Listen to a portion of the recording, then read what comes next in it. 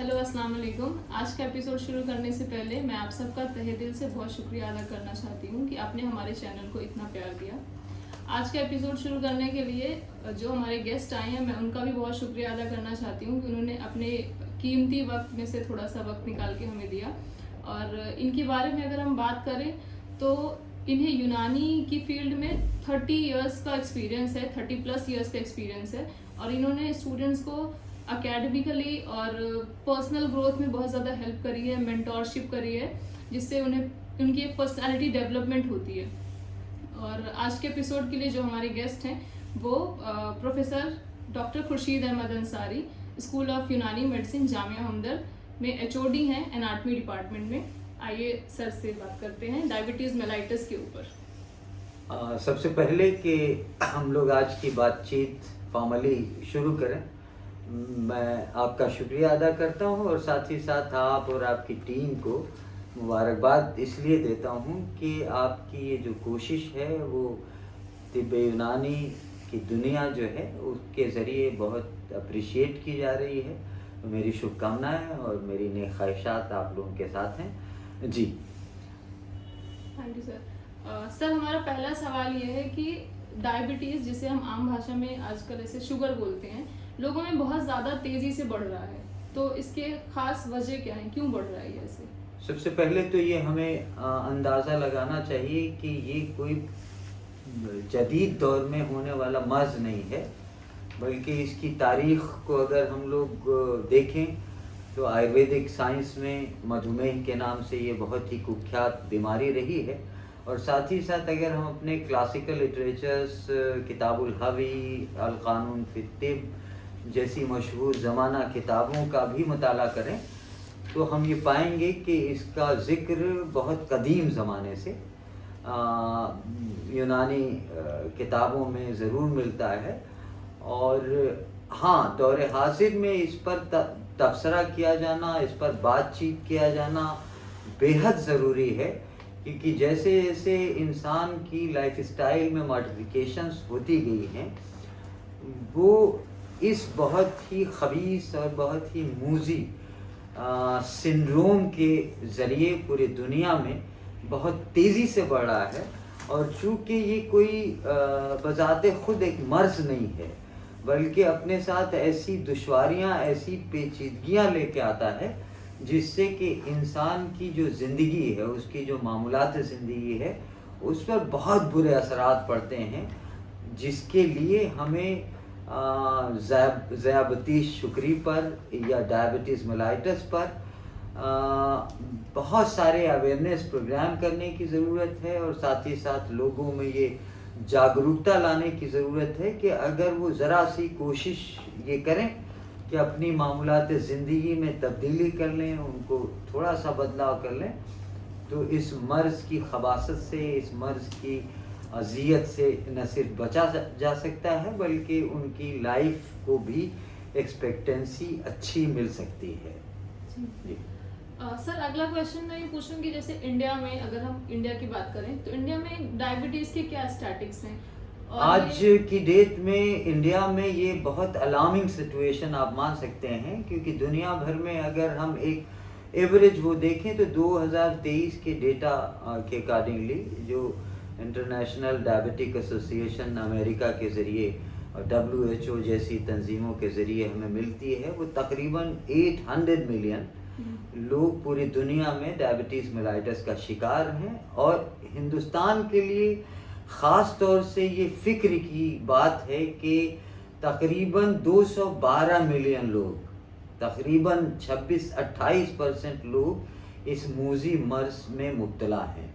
और चूँकि मैंने बताया कि ये समझ लीजिए कि इस सिद्धांत पर, इस उसूल पर खाली हमें फ़िक्र करने की ज़रूरत है कि आपने जिस तरह से बहुत ज़्यादा मान लो दौलत कमाया, लेकिन आप अगर उसको खर्च नहीं कर रहे हैं तो उसी पैटर्न पे ये मर्ज़ भी है, क्योंकि हमारी जो ज़िंदगी है बहुत ही सेडेंटरी लाइफस्टाइल में तब्दील हो गई। हमारा खाना पीना, सोना जागना, जो एयर क्वालिटी है, जो हमारी स्लीपनेस है, वेकफुलनेस है, वो इतनी ज़्यादा बदल गई है जिसका सीधा सीधा असर मतलब इंसान के ग्लूकोज मेटाबॉलिज्म पर पड़ रहा है और उससे डायबिटीज़ जैसी मूजी मर्ज का शिकार हो रहे हैं।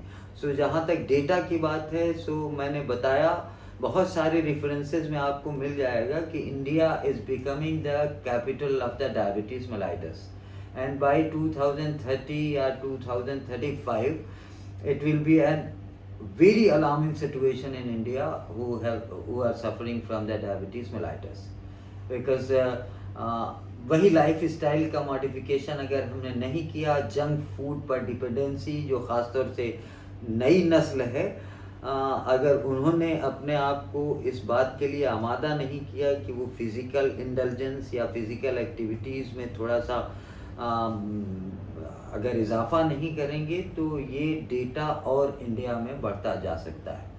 सर, क्या डायबिटीज उससे कोई स्पेसिफिक एज के साथ रिलेटेबल है कि इस एज में ज़्यादा होती है, इस एज में कम होती है, ऐसा कुछ है?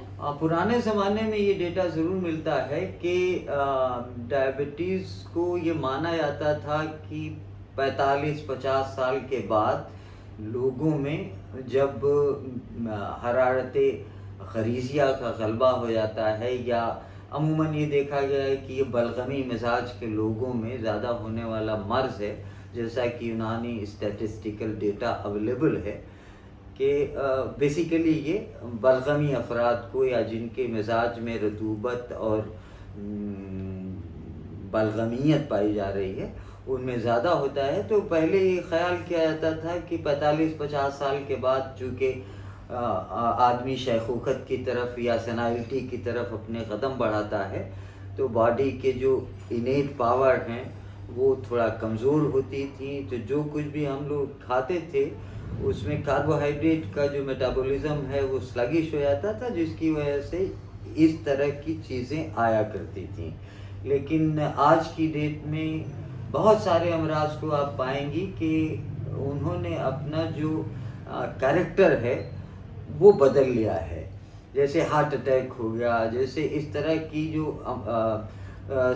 क्रिटिकल डिजीज़ेज़ हैं, बहुत ही जो इंटेंसिव केयर रखने वाली डिजीज़ेज़ हैं, उनमें बदलाव आया है। बिल्कुल उसी नहज पर डायबिटीज़ में भी अब कोई उम्र की कैद नहीं रही। आप डेटा देखेंगे तो काफ़ी आबादी आपको ऐसी मिल सकती है जिसमें कि यंग लोगों को भी इस मर्ज ने अपनी गिरफ्त में ले रखा है। So you cannot say that it is related to the age. But earlier there was a pattern of the disease, जिसमें कि ये देखा जाता था कि 50 के बाद लोगों को इस मर्ज में अक्सर मुब्तला देखा जाता था, लेकिन अब ये कैफियत रही नहीं मर्ज की। जी सर, प्री डायबिटिक क्या होता है? जैसे अगर कुछ साइंस होते हैं, अलार्मिंग साइंस जिन्हें हम बोल सकते हैं, कि जिससे लोगों को पता चल जाए कि अब डायबिटीज़ होने वाली है या हो सकती है। उसके लिए अलामती तौर पर अमूमन जो हम लोग बहैसियत एक तबीब के, बहैसियत एक क्लिनिशियन के महसूस करते हैं कि ऐसे मरीज़ जिनको अंदेशा हो सकता है कि या वो प्रोन हो सकते हैं डायबिटीज़ मेलाइटस के लिए, तो उनमें ये देखा गया कि उनके अपेंडेजेस पे या फिंगर्स पे, फुट टोज़ पे नमनेस बहुत ज़्यादा महसूस होती है, या टिकलिंग सेंसेशन होता है, या कई बार कोरिया या जो लोकलाइज्ड मसल स्पाज्म है वो शिकायत लेके आते हैं। और फिर ऐसे लोगों की जब हम हिस्ट्री लेते हैं, because it is basically lifestyle diseases, so अगर हम उनकी हिस्ट्री लेते हैं, उनसे इंटरोगेट करते हैं, तो ये हमें अंदाज़ा लगाने में आसानी होती है कि हम इनके रैंडम ब्लड शुगर को 3 दिन तक मॉनिटर कर लें, तो फिर हम उन्हें बता सकते हैं कि वो blood sugar level is at the border line, जहाँ पे आपको खाने पीने के एहतियात, फिज़िकल इंडल्जेंस की जो कसरत है उसका ख़ास तौर से ख्याल रखना होगा, सोने और जागने के मामूल में तब्दीली लाने होगी। और अगर कोई इस तरह का स्ट्रेस है, because stress has directly a relation with the diabetes mellitus, so ऐसे लोग प्रोन हो सकते हैं। तो हम एहतियात कर सकते हैं कि उन्हें एडवाइस करें, अवेयर करें, उनके अंदर ऐसी जागरूकता खाने पीने की, जागने सोने की, साथ ही साथ वर्जिश एक्सरसाइज की, ये सब अगर बढ़ा दी जाए तो हम उस डायबिटीज़ के इंसिडेंट को होने से रोक सकते हैं, डिले कर सकते हैं time. But they are the prone case for the diabetes mellitus. If their blood sugar is at borderline for 3 consecutive days, अगर आप रैंडम शुगर कर लें तो उससे अंदाज़ा हो सकता है. सर जैसे डायबिटीज दो टाइप के होते हैं, टाइप 1 और टाइप 2, तो टाइप 1 और टाइप 2 डायबिटीज में क्या डिफरेंस होता है, और जैसे आम आदमी इसको कैसे डिफरेंशिएट कर सकता है खुद से अगर वो एनालाइज करे? अमूमन जो टाइप 1 डायबिटीज़ मेलाइटस है उसमें क्या होता है कि ये एक तरह की ऑटो इम्यून कंडीशन है जिसमें कि कुछ जेनेटिक म्यूटेशन की वजह से या जो हमारे जीन की स्ट्रक्चर है उसमें कहीं ना कहीं डिविएशन हो जाए, जिसकी वजह से इंसुलिन बनाने वाले जो बेसिकली सेल्स हैं वो अपना काम बिल्कुल नहीं करते. इस वजह से, और इसे हम लोग जुवेनाइल डायबिटीज़ कहते हैं, जिसमें के बच्चे के अंदर पैंक्रियाज में पाए जाने वाले जो बीटा सेल्स हैं वो इंसुलिन किसी भी हालत में प्रोड्यूस ही नहीं कर पाएंगे, बिकॉज कि वो एक तरह के ऑटो इम्यून डिसऑर्डर का या डिरेंजमेंट का शिकार हो गए हैं. तो उनको हम लोगों को कोशिश करनी पड़ती है कि supplementation of the insulin injection की फॉर्म में दिया जाना ज़रूरी होता है. तो इसी वजह से हम इसे इंसुलिन डिपेंडेंट डायबिटीज़ मेलाइटस भी कहते हैं. दूसरे टाइप का ये है कि आप इस तरह से समझिए कि किसी फैक्ट्री में कोई सामान प्रोड्यूस हो रहा है तो सामान या तो सप्लाई नहीं हो पा रहा है या ओवर प्रोडक्शन हो रहा है या रॉ मटेरियल नहीं है जिससे कि उस सामान की सप्लाई को हम कर सकें. सो ये वाली डायबिटीज़ अमूमन कॉमनली होने वाली डायबिटीज़ मेलाइटस है, जिसे हम लोग नॉन इंसुलिन डिपेंडेंट मेलाइटस के नाम से जानते हैं, जिसमें इंसुलिन पैदा हो रहा है लेकिन वो अपना काम कायदे से नहीं कर पा रहा है या फिर वो इनइफिशिएंटली पैदा हो रहा है इंसुलिन जो सेटिस्फैक्ट्री नहीं है या सफिशिएंट नहीं है ग्लूकोज के कन्वर्जन को ग्लाइकोजन के लिए. तो ऐसे लोगों को जिनमें non insulin dependent diabetes mellitus है, ऐसा देखा गया कि ज़्यादातर उन लोगों की जो लाइफ स्टाइल है उसमें काफ़ी हद तक बदलाव आया हुआ है, like dependency on the junk food, like reduced level of physical exercise and some sort of stress level, work culture का स्ट्रेस है या किसी और तरह की स्ट्रेस है जिससे वो गुजर रहे हैं, तो वो टाइप 2 डायबिटीज़ में मुब्तला हो सकते हैं, जो आज की डेट में बहुत प्रीवलेंट है, जिसके बारे में मैंने अभी बताया कि तकरीबन उसका रेशियो 26 से 28% इंडिया में है. सर जैसे प्री डायबिटिक है कोई, उसको डायबिटीज अभी हुआ नहीं है बट आगे हो सकता है, तो उसको ऐसे अभी कुछ एक्सरसाइजेज या लाइफस्टाइल या डाइट में अगर वो चेंजेस करे या वो क्या चेंजेस कर सकता है कि जिससे उसकी डायबिटीज कंट्रोल हो जाए, मतलब वो प्री डायबिटिक है तो हो ना उसको डायबिटीज. हाँ बिल्कुल सही बात है कि ये जो लेवल प्री डायबिटिक डिफाइन किया जा रहा है ग्लोबली, जो एसोसिएशंस हैं, ऑर्गेनाइजेशन हैं जो डायबिटीज़ को मॉनिटर करती हैं, जो वो बता रही हैं उसके हिसाब से ऐसे लोग प्रोन तो हो सकते हैं डायबिटीज़ मेलाइटस के, लेकिन अगर वो अपनी लाइफस्टाइल को, डाइटरी हैबिट्स को अगर वो थोड़ा सा डिविएट कर लें, अपने लिए थोड़ा सा वक्त निकाल लें, तो वो डायबिटीज़ जैसे मूजी मर्ज से अपने आप को बचा सकते हैं. जैसे कि जंक फूड की डिपेंडेंसी को एब्सोल्युटली ख़त्म कर देना चाहिए, साथ ही साथ ऐसे ग्रेन पर डिपेंड हो जाना चाहिए जो जिन्हें हम लोग कोर्स ग्रेन कहते हैं, जैसे बाले है, जैसे क्या कहते हैं बाजरा है, ठीक है, मिलेट्स हैं.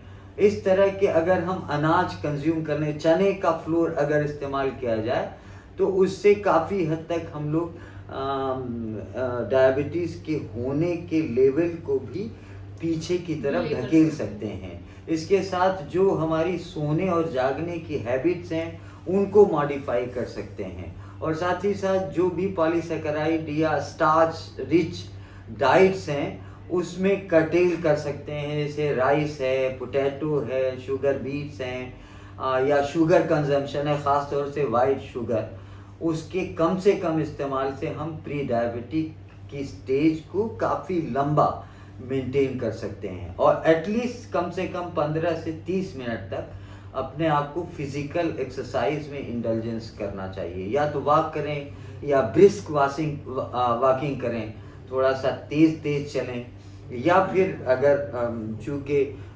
महानगरों में बहुत ज़्यादा पॉपुलेशन डायबिटीज़ का शिकार है, सो वो लोग क्या कर सकते हैं कि मैकेनिकल वॉक भी कर सकते हैं ट्रेडमिल के ज़रिए। इस तरह की चीज़ें करके हम लोग प्री डायबिटिक कंडीशन को स्टैग्नेट कर सकते हैं। सर अभी रिसर्च होती रहती है, अभी डिजीज ऐसे फैल रही है, तो आज अभी जो रिसर्च हुई है उसमें कुछ ऐसे हर्बल मेडिकेशंस बनाए गए हों, या कुछ ऐसे जैसे हम यूनानी में बोलते हैं कि मुफरत दवाएं होती हैं, सिंगल ड्रग्स, उनको कुछ ऐसी दवाएं या हर्बल मेडिकेशंस जो डायबिटीज को कंट्रोल करने में हेल्प करती हैं? बिल्कुल बेशक है। अगर आप पुरानी जो किताबें हैं, अल क़ानून फ़ी तिब हो या ज़करिया राज़ी की किताबुल हावी है, या आज़म खां की किताब है, और बहुत सारे हुक्मा जो गुज़रे हैं मशहूर व मारूफ, उनकी किताबों का अगर मुताला करेंगे तो ये कोई नई बीमारी नहीं है, इसमें कोई शुबा नहीं है। और चूँकि ये बीमारी पहले से पता थी तो उन अतिब्बा ने भी इस तरह के किसी मर्ज़ की तरफ ज़रूर इशारा किया, और साथ ही साथ उसके लिए मुमकिना दवाएं तजवीज़ की हैं। और चूँकि तरीक़ा यूनानी में दो तरह का तरीक़ा इलाज दवाओं के ज़रिए किया जाता है, एक तो मुफरदात के ज़रिए और एक मुरक्कबात के ज़रिए। मुफरदात में बहुत ज़्यादा इस्तेमाल होने वाली जो अद्वियात हैं, उसमें एक तो गुड़मार बूटी है, जिम्नेमा सिल्वास्टर, और टीनोस्पोरा कार्डिफोलिया बहुत कॉमन एक पैरासाइटिक प्लांट है जो नीम के पेड़ों पर अमूमन खुदरो उगता है, जिसे हम लोग गिलो कहते हैं, वो है। एलोवेरा है, साथ ही साथ कुल्थी की दाल है, साथ ही साथ कासनी है, करेला, मेथी और कलौंजी। ये सारी ऐसी अद्वियात हैं जो साइंटिफिकली भी ये प्रूवन हुई हैं कि ये HbA1c पर असर डालती हैं, ब्लड शुगर लेवल को मॉनिटर करती हैं, और इन मुफरदात के अलावा भी बहुत सारे ऐसे मुरक्कबात हैं। चूँकि आज की डेट में यूनानी दवाओं में चूँकि शुगर बेस होता है या हनी बेस होता है जो मीठा है, जिससे कि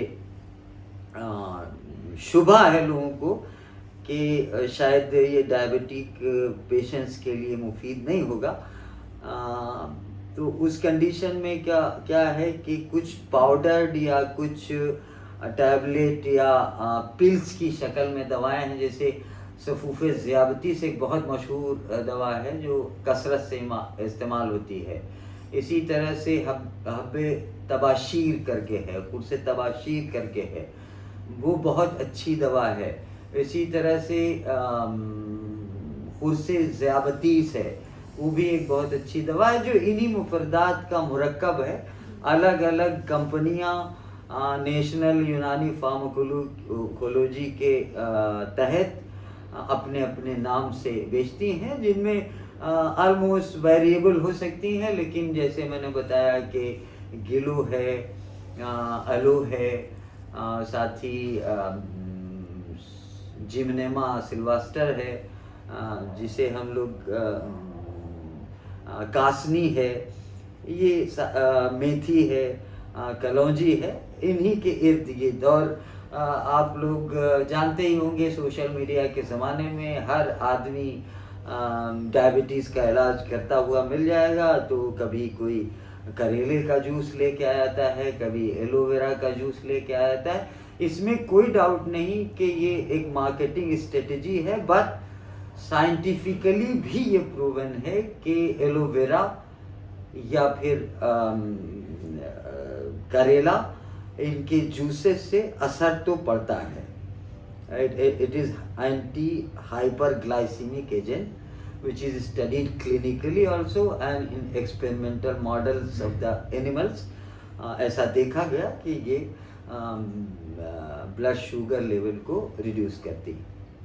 सर जैसे लोग डायबिटीज़ को बहुत ज़्यादा सीरियसली ले लेते हैं, कभी कभी लोग इसको बहुत ज़्यादा इग्नोर कर देते हैं, और जबकि ये बहुत एक सीरियस डिजीज़ मुझे ऐसा लगता है कि सीरियस है, जिससे मल्टी ऑर्गन डिस्फंक्शन हो सकता है। तो डायबिटीज़ का अगर सही से ट्रीटमेंट ना किया जाए तो कौन कौन से ऑर्गन्स को ये अफेक्ट कर सकती है? ये बेहद इम्पोर्टेंट सवाल है, क्योंकि बहुत सारे लोग, जैसे हिंदुस्तान में एक रिवायत है कि सब चलता है जी।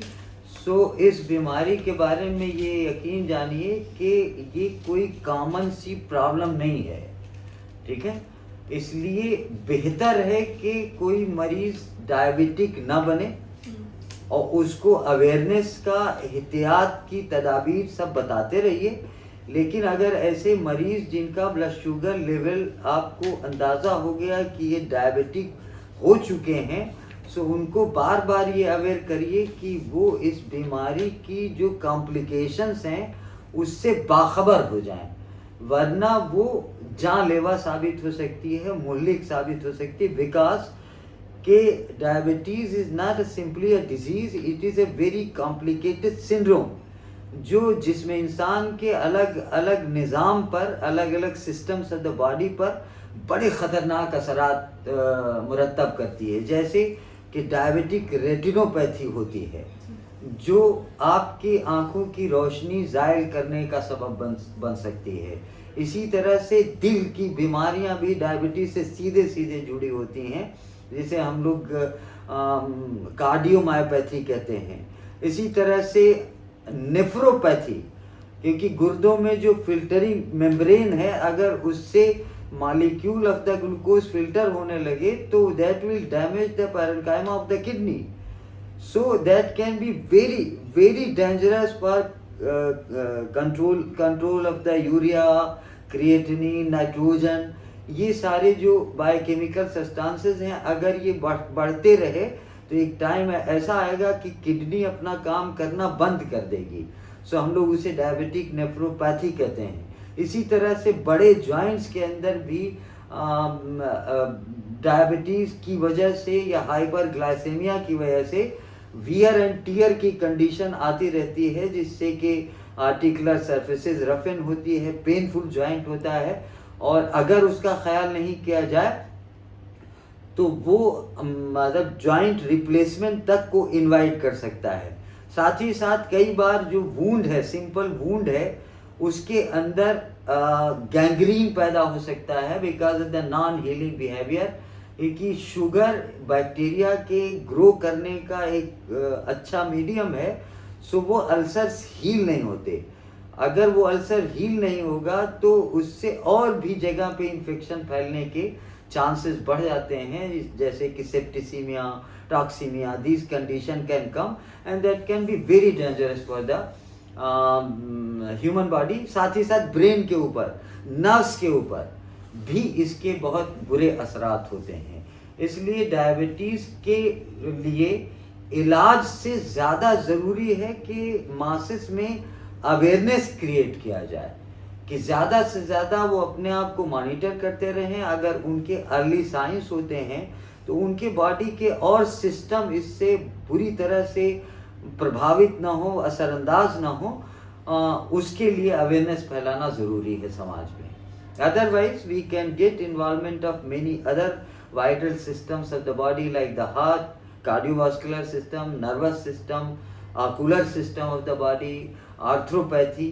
These conditions can come and which can lead to sometime fatal consequences. Sir gestational diabetes क्या होता है, और मतलब जैसे प्रेगनेंसी के टाइम पे ऐसे कुछ प्रिकॉशंस लिए जा सकते हैं जिससे गेस्टेशनल डायबिटीज़ को कंट्रोल किया जा सके? गेस्टेशनल डायबिटीज़ भी बढ़ रही है ड्यूरिंग द प्रेगनेंसी पीरियड। ये देखा जा रहा है कि प्रेग्नेंट वीमेन को या एक्सपेक्टेंट मदर को ये एडवाइस किया जाता है कि आपको बहुत ज़्यादा रेस्ट करना होता है। और कुछ एक तो सोशल हमारा जो नेटवर्क ऐसा है कि जो आज की ख़वातीन हैं जो नए लाइफ स्टाइल को अडॉप्ट कर चुकी हैं, वो फिजिकल काम नहीं करना चाहती। कि डॉक्टर ने एडवाइस किया है कि आप ज़्यादा से ज़्यादा रेस्ट करें। तो जिसका ये असर देखा जा रहा है कि काफ़ी ख़वातीन के अंदर जो एक्सपेक्टेंट मदर्स हैं या प्रेग्नेंट वीमेन हैं, उनके अंदर एक तरह की ब्लड शुगर लेवल हाई मिल रही, जिसे हम लोग जेस्टेशनल डायबिटीज़ कहते हैं, जो टाइम के साथ खुद ब खुद चली जाएगी। लेकिन जाहिर है कि वो level of the blood sugar should be in that limit, otherwise वो बच्चे के लिए भी और माँ के लिए भी ख़तरनाक साबित हो सकता है। इसलिए मेरी रिकमेंडेशन ये है कि जो जेस्टेशन का दौर है उसमें ख़ातून को ये एडवाइस की जाए कि छोटी मोटी जो फिज़िकल एक्सरसाइज हैं वो ज़रूर करते रहें। घर का काम धाम भी अगर वो करती रहें तो उससे उसे कंट्रोल किया जा सकता है। क्योंकि अमूमन this is a transitional phase of the hyperglycaemia, जो प्रेगनेंसी या पार्टुरेशन के बाद ठीक हो जाती है अमूमन। सर, डायबिटीज को लेकर के कुछ मिथ्स भी होंगे लोगों के अंदर। आपको क्या लगता है कि डायबिटीज को लेकर के लोगों के अंदर क्या मिथ्स हैं जो नहीं होने चाहिए?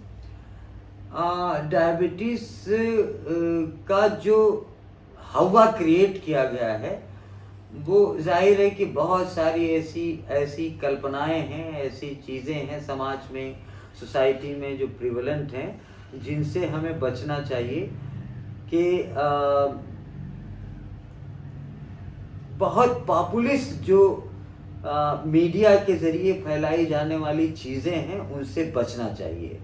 अगर आप डायबिटीज़ के लक्षण को नोटिस करते हैं, जैसे नमनेस है या पे कहीं टिंगलिंग का सेंसेशन हो रहा है, या विजन में कोई ब्लरनेस आ रही है, या भूख बहुत ज़्यादा लग रही है या कम लग रही है, पेशाब बार बार आ रहा है, पॉलीयूरिया हो रहा है, या प्यास बहुत ज़्यादा लग रही है, तो ऐसे लोगों को कोशिश करनी चाहिए कि जो समाज में मिथिकली जो चीज़ें राइज हैं उनसे बच के किसी अच्छे फिजिशियन को या डायबिटोलॉजिस्ट से कंसल्ट करें। क्योंकि अगर आप मिथ्स पर ही भरोसा करते रहेंगे तो आपको मैंने बताया कि डायबिटीज़ एक ख़तरनाक सिंड्रोम है जो आपके अंदर ही अंदर और दूसरे बॉडी सिस्टम के ऊपर बहुत ज़्यादा बुरे असरात मुरतब कर रहा है, जो किसी अलार्मिंग कंडीशन को इनवाइट कर सकता है, which can be fatal to the patient. So consult a proper doctor, get your blood sugar monitored, fasting, PP, या फिर रैंडम। अगर आपको डाउट एग्जॉशन हो रहा है, मस्कुलर फटीग का एहसास हो रहा है, थकन हो रही है, या आपको प्यास बहुत ज़्यादा आने लगी है, या वज़न में थोड़ा कमी होने लगी है, तो आप फ़ौरन किसी अच्छे डॉक्टर को जाएं और दादा दादी के नुस्खों की दुनिया से अलग हो जाएं और डायबिटीज़ को उसके रिसर्च के पर्सपेक्टिव्स में ही समझने की कोशिश करें। ये ऐसी बीमारी नहीं है जिसको कि हम अपने ऊपर तारी कर लें। बहुत एक मशहूर मारूफ पाकिस्तान के प्लेयर रहे Wasim Akram, cricketer, and he was throughout diabetes and insulin dependent diabetic थे वो, लेकिन वो खेल खेलते रहे, आज भी वो एक्टिव हैं अपने प्रोफेशनल क्रिकेट में, बिकॉज कि वो अपने आप को फिजिकली इंगेज करते थे। और सबसे बड़ी बात ये है कि ये जो ख्याल है कि डायबिटीज़ हो गया तो अब मेरी ज़िंदगी बहुत सारी बीमारियों से दो चार होने वाली है, अब मेरा क्या होगा, इस फिक्र से अपने आप को आज़ाद करें। आप एज ए नॉर्मल इंडिविजुअल अपने आप को हैंडल करें। बस मेरा सिर्फ मशवरा ये है, नेक राय सिर्फ ये है, गुजारिश भी है कि आप ज़्यादा से ज़्यादा फिज़िकल एक्टिविटीज़ में अपने आप को इंगेज करिए।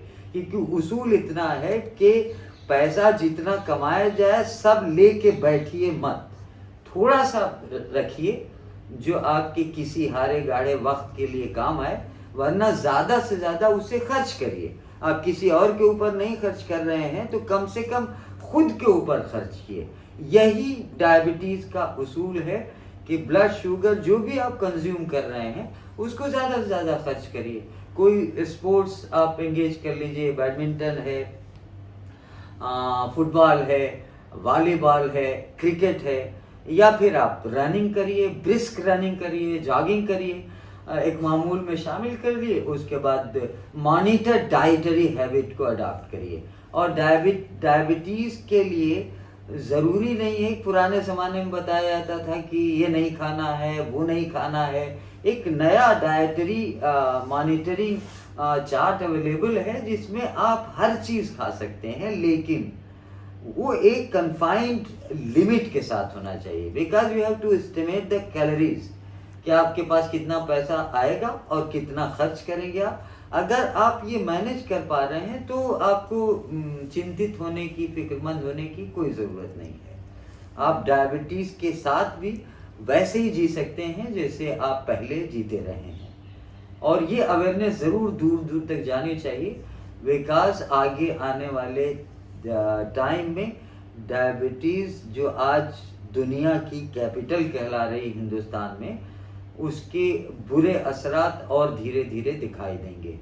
जैसे कि आपने नोटिस किया होगा कि नौजवानों को भी चलते फिरते हार्ट अटैक आया और मौत हो गई। पता लगा कि अगर उनका अचानक उन्होंने ब्लड शुगर कराया, कोई इस तरह की कंडीशन आई, पता लगा कि उनका ब्लड शुगर 300 है, जबकि hardly their age is simply 30 to 35 years, 28 years, like this, because their lifestyle is changed.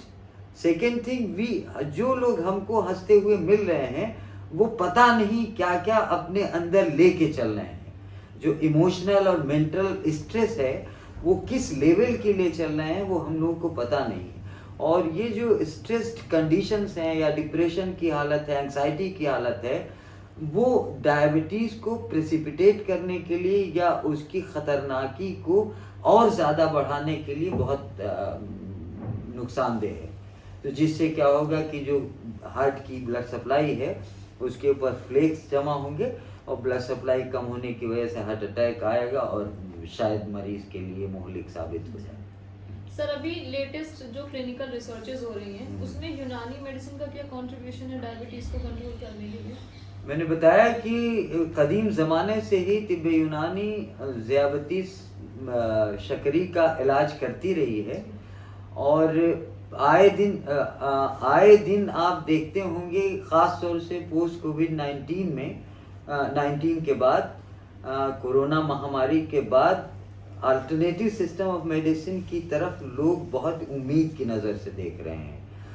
बहुत सारी ऐसी क्लिनिकल स्टडीज़ हैं जिनमें के पॉली फॉर्मुलेशन से द मार्केटेड अद्वियात ऑफ तिब्ब यूनानी, और साथ ही साथ वो जो किताबुल अद्विया और अग़ज़िया में बयान करता है या मुफरदात की किताबों में बयान करता है, जैसे कि गुलमार बूटी है, जैसे कि गिलो है, जैसे कि करेला है, जैसे जामुन की सीड हैं, जैसे कि हुलबा है, जैसे कि हब्ब अस्वद है, जिसे हम कलौजी कह रहे हैं। इनकी अलग अलग स्टडीज़ हैं और यकीन जानिए कि इन एक्सपेरिमेंटल मॉडल्स और क्लिनिकल मॉडल्स में इन सब के बहुत अच्छे रिजल्ट्स एंटी डायबिटिक प्रॉपर्टी के आए हैं।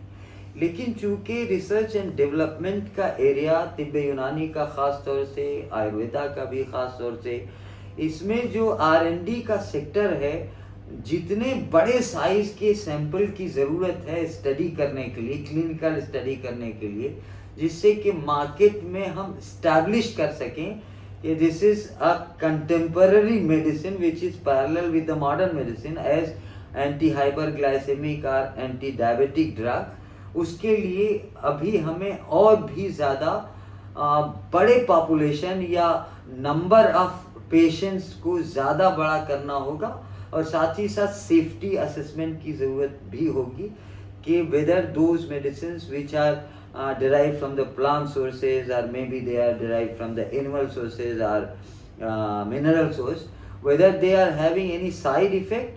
तो safety first हमारा clinical study में होता है, जिससे कि efficacy हम बाद में establish करें।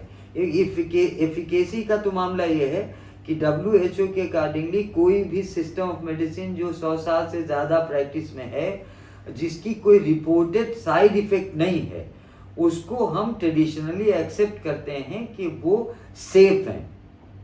ठीक, बस अगर हम इन सिस्टम्स की दवाओं को ग्लोबल लेवल पे compete करना चाहते हैं तो हमें सबसे पहले उसके सेफ्टी असेसमेंट को बड़े साइज पे, बड़े सैंपल साइज पे करने की ज़रूरत होगी। साथ ही साथ बड़े ही सैंपल साइज पे इसको क्लिनिकल स्टडीज़ करने की ज़रूरत होगी। 50, 60, 100 पेशेंट पे करके हम ये क्लेम नहीं कर सकते, because the ideal conditions the clinical studies या फिर फार्माकोलॉजिकल स्टडीज़ या प्री क्लिनिकल स्टडीज़ के लिए सैंपल साइज और रिपीटेशन एंड ब्लाइंड स्टडीज़ को बहुत ज़्यादा वास्ट करके और अलग अलग तरीके से अगर हम स्टडी करेंगे तभी हम क्लेम कर पाएंगे कि इन दवाओं का जो क्लेम है, जो अतिब्बा ने क्लेम किया है, वो उस नहज पर पूरी उतरती हैं। अदरवाइज अगर आप सेफली चिकोरियम इंटाइबस को या यूजेनिया जम्बुलाइना को या पाइपर नाइग्रम को या जिम्नेमा सिल्वेस्टर को, टीनोस्पोरिया कार्डिफोलिया को अगर इस्तेमाल करें तो हज़ारों साल से इस्तेमाल हो रही हैं, इनकी कोई अनटूवर्ड इफेक्ट्स बहुत ज़्यादा रिपोर्टेड नहीं है, तो आप उनका जैसे ट्रेडिशनली इस्तेमाल किया जाता रहा वैसे करिए। क्लिनिकल स्टडीज़ हैं, एक्सपेरिमेंटल स्टडीज़ हैं, लेकिन मेरी तरफ से, मेरी समझ के एतबार से जितना मैं समझता हूँ कि सैंपल साइज़ की बड़े करने की ज़रूरत है और उन मॉडल्स को अलग अलग जाविये से समझने की ज़रूरत है, जिससे कि हम हर्बल मेडिसिन को या यूनानी मेडिसिन को मार्केटेबिलिटी के एतबार से एक बहुत बड़ा कैंपस, बहुत बड़ा मैदान दे सकें। जैसे कि चाइनीज़ मेडिसिन है, उसका मार्केट काफ़ी बड़ा है, हालांकि ट्रेडिशनल मेडिसिन का ज़्यादा इस्तेमाल इंडिया जैसी बड़ी पॉपुलेशन में है, लेकिन हमारा स्टेक ग्लोबल मार्केट में बहुत कम है। उसकी वजह यह है कि हम हमारे यहाँ जो R&D सेक्टर है, जिसमें बहुत ज़्यादा पैसे का इन्वॉल्वमेंट होता है before we launch any product in the market, हमें ज़रूरत पड़ती है कि हम उसकी सेफ्टी असेसमेंट और एफिकेसी असेसमेंट को बहुत ज़्यादा बड़े पैमाने पर स्टडी करें, तब कहीं जाके किसी कंपनी से कोलैबोरेट करें मैन्युफैक्चरिंग सेक्टर में या मार्केटिंग सेक्टर में। अगर आप कमर्शियलाइज करना चाहते हैं तो उसके लिए और ज़्यादा आपको R&D से फंड करने की ज़रूरत पड़ेगी, जिसके लिए बदकिस्मती से कोई बड़ी कंपनी फंड नहीं कर पा रही। सर, जैसे यूनानी मेडिसिन अगर हम ले रहे हैं डायबिटीज़ के लिए, तो उसके साथ हम एलोपैथिक मेडिसिन लेकर के एक इंटीग्रेटिव अप्रोच को आप कितना रिकमेंड करते हैं? ज़्यादातर जो अल्टरनेटिव मेडिसिन है, ख़ास तौर से अल्टरनेटिव मेडिसिन यूज्ड बाय यूनानी फिजिशियन, वो एडजुवेंट थेरेपी के तौर पे ही काम करती हुई पाई जाती है। ये हमने ये ज़रूर देखा कि स्टडीज़ ये इस्टेब्लिश करती हैं कि जिन लोगों को मॉडर्न मेडिसिन या सिंथेटिक मेडिसिन पे जो लोग डिपेंडेंट हैं, उनको अगर हम यूनानी दवाओं के साथ इस्तेमाल करते हैं तो उनकी जो कंडीशन है, लाइफ स्टाइल है, वो अच्छी हो जाती है। एक बात। दूसरी बात यह है कि उस डिजीज़ की जो कॉम्प्लिसिटी है या उसका जो कॉम्प्लिकेशन उसे इन्वॉल्व कर सकता था, वो रुका रहता है। ये तो हमने देखा, हमारी अपनी क्लिनिकल लाइफ का भी वो है, और जो भी क्लिनिकल स्टडीज़ है, जैसे सेंट्रल काउंसिल ऑफ रिसर्च इन यूनानी मेडिसिन देख रही है, CCRAS देख रही है, तो ऐसा ज़रूर देखा गया है कि एडजुवेंट थेरेपी के तरह से यूनानी अद्वियात का इस्तेमाल बहुत बेहतर है। हम इसको अगर थेराप्यूटिक के बजाय adjuvant therapy along with the modern medicine और मॉडर्न सिंथेटिक ड्रग्स को भी अगर हम रिकमेंड करें तो बहुत मुफीद साबित हो सकता है। ये ऐसा मैं महसूस करता हूँ। ठीक है sir, thank you so much. आज का आपका ये जो पूरा डायबिटीज़ का आपने एक पॉडकास्ट जो दिया है, इससे आई एम श्योर लोगों को बहुत ज़्यादा हेल्प मिलेगी। बहुत सारी चीज़ें ऐसी थी जो मुझे भी नहीं पता थी, तो मुझे आज पता चली। आई एम श्योर लोग इससे हेल्प लेंगे, and thank you so much. हाँ, मैं आपके दर्शकों, आपके सुनने वालों को एक वही मैसेज दे रहा हूँ कि पैसे बचाइए मत, उसे खर्च भी करिए, क्योंकि डायबिटीज़ बिल्कुल लाइफस्टाइल मॉडिफिकेशन की बीमारी है।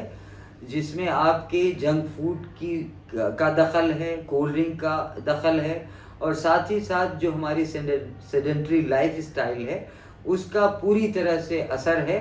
सो बिस्तर छोड़िए, थोड़ा सा अपने लिए वक्त निकालिए और इस बहुत ही मूजी मर्ज से अपने आप को बचाइए, क्योंकि आने वाला वक्त अवेयरनेस का है।